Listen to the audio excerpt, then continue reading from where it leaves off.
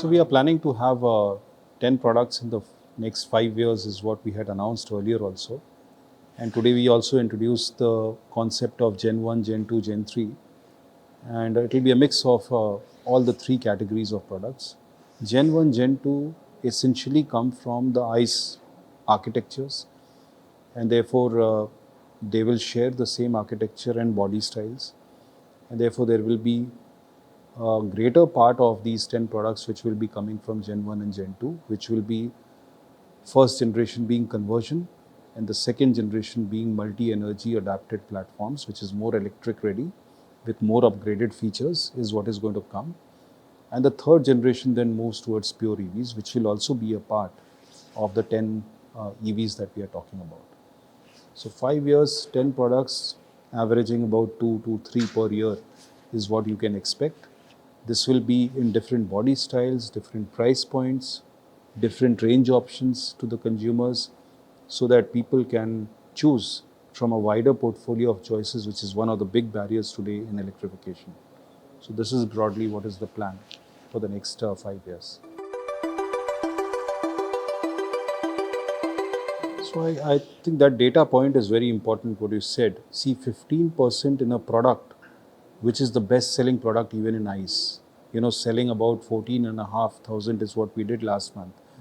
In that, doing an electric vehicle to an extent of 15% is itself a big message, because if you compare that with Tigor would be more than 30% of its penetration, which is EV, of what we sell today.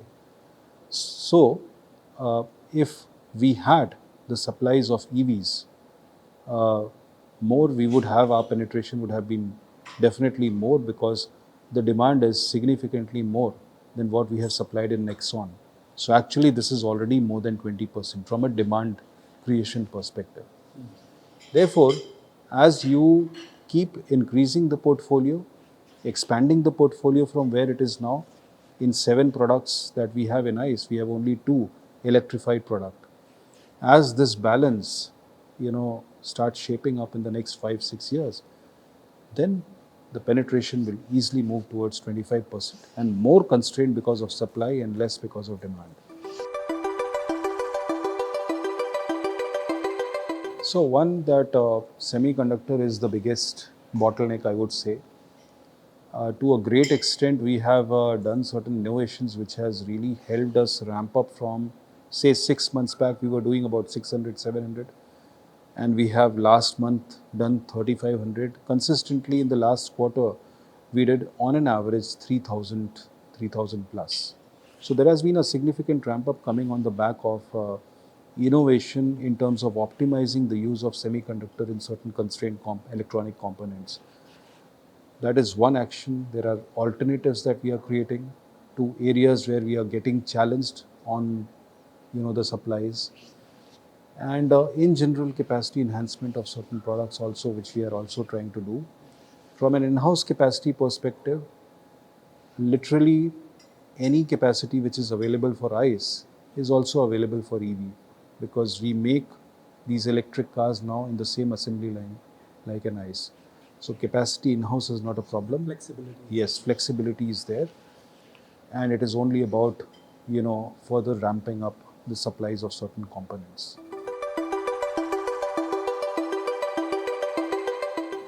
Absolutely, because see, Indian customers are very discerning when you go beyond a certain price point, and where it's not a first time buy for a car buyer. Indian buyers, and because of a lot of Indian car buyers are in the digital space, employees in digital space, some of them are founders, they are more discerning customer. They appreciate technology, not only technology, but also the new body styles. They are people who have globally traveled. They understand the international trends, consumer trends, and different kind of body styles which they see internationally. Also, you're seeing in the luxury segment, this kind of a body style is now gaining prominence, and which one can see in Indian roads also. So we have seen that the acceptance, maybe it is, unlike the notion we would have that Indian consumers are very traditional, they are actually very experimental. And they have this desire and need that they should be seen in something which is different, right? And therefore, as we are seeing the new age customers who are more young, 63% of them are less than 35 years of age, they want to experiment a lot. They want to be seen different, not traditional and same as what others are buying. And therefore, a different design is something which they would expect, they would accept. Nexon is a big example of this. Nexon was not a traditional body style. Yeah. It was different. Initially, people were not very sure whether they like this vehicle or not. See how it has grown. Today, it is the number one selling SUV in the market. Right. So, Indian consumers do accept body styles which are different, and they were very open to that. So, there are certain aspects, which remain common in terms of what you do in the architecture and what features you work on. Let's take, for example, on the feature side, connected car or an autonomous level of ADAS, as we call as different levels of ADAS. It's the same for both the versions. Also, the interventions on the aerodynamics, lightweighting, and all are absolutely the same kind of work that you would do in both the technologies. So we are continuously working on that.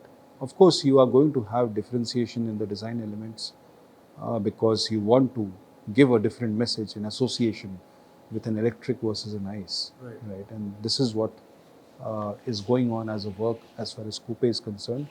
Both the developments are going on parallelly. Absolutely, we are going to bring all these features in the coming years in different models in different segments. And as far as partnership is concerned, we also very closely work with JLR, for example, which will allow us to leapfrog as far as the maturity of these technologies are concerned. So we are actively working with them. We are working with certain FSS suppliers.